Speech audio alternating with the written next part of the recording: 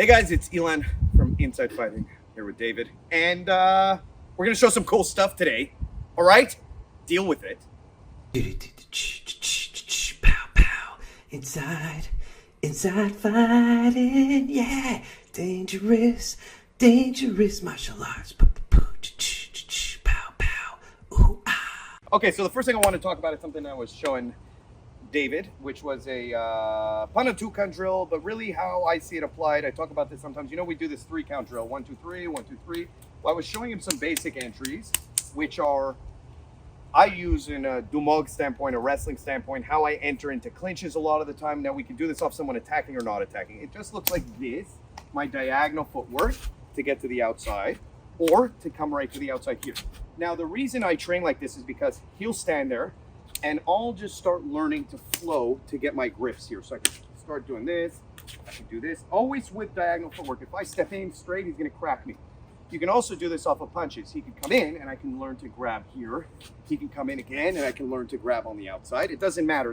What matters here is in the same way that we were learning to hit and clear the guard at the same time, or hit and clear the guard at the same time, those same principles apply to how I come in and clinch after. And the way we make it alive, at least at first, is I'll just start coming and he starts fighting back. The same way you would do a 3-count Panatukan drill, you're going to see that this quickly becomes those same grabs. You see how he's starting to do huba. You can take it off, totally. He's starting to do huba to come into clinches. Right? Now from here, you start noticing that there's all the openings, right? The openings of, from here, he fought, now my underhook is there. I'm keeping him away. Here's my sweep, he's going down. And this is how we start finding things. He can counter, and then there's my knee, right? There's my trip.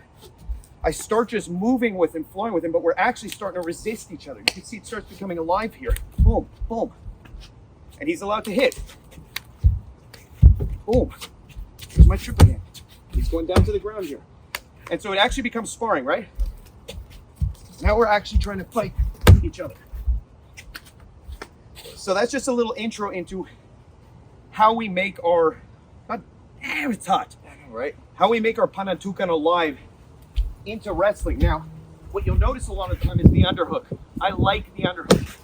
And David was asking me, how do you get so deep with it? A lot of the time, like, underhook me. I do this to him when he underhooks, I crank. Now, the reason my underhooks are more dangerous, because I don't treat an underhook in a traditional shoulder grip way. I treat it like a throw. Meaning when I get to here, I'm throwing the arm. Notice how deep I'm going. The most important thing for the underhook is that my shoulder, my bicep, is past his bicep. Do you see this? If my arm is here, he can overhook me.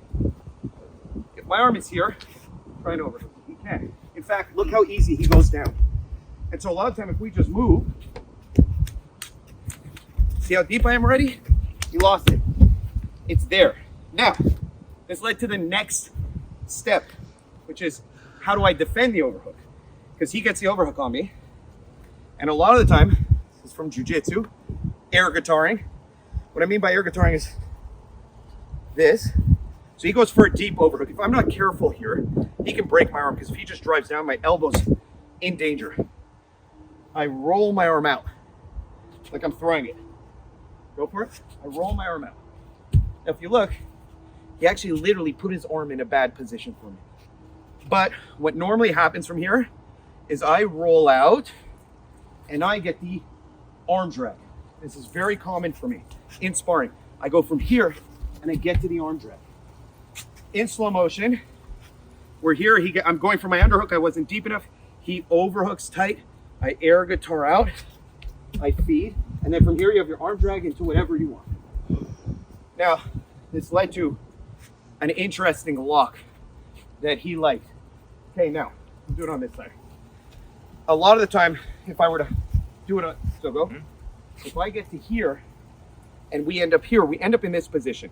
If he stays turned away from me, this is a 2-on-1. I can drive him down, but I can also break his arm here if I'm really mean.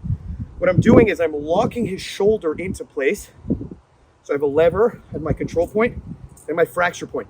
I'm rolling his arm up and breaking it. Now, if you want to be really mean, what you do is you go up you roll down, sorry, and then you roll your elbow here, and you can literally just take your knee and just drive. Boom. Boom. Like that. Now, when I was doing this to him to control him, which a lot of people do, what's your reaction? To turn back into me to defend. So here's how you still break the arm. You notice how I'm able to get a grip on his shoulder? I'm actually gonna bring him into me. The more I bring him into me, this grip here is now my new lever point. I use my whole body here to crank. Very hard to escape. We were playing around and I was putting him in it, and he's like, what are you doing? I was going here to try and bring him down. He would turn into me to defend. I'd follow him. So there you go, just some options for him, like, Real good. he's live, kind of turn your panantukan. You see how I fed his arm? Use the panantukan. Here's my arm drag, re-drag, right? You just start moving. Use those inside smacks. You see how I came inside? Yeah, beautiful. And I let him work. I try and let him work. Here I'm hitting the knee, here I'm hitting the knee. Here I'm trying to sweep it down. Okay? Woo! Make it alive. Make it fun. Thanks for watching. No, thanks for helping. Thanks for sharing.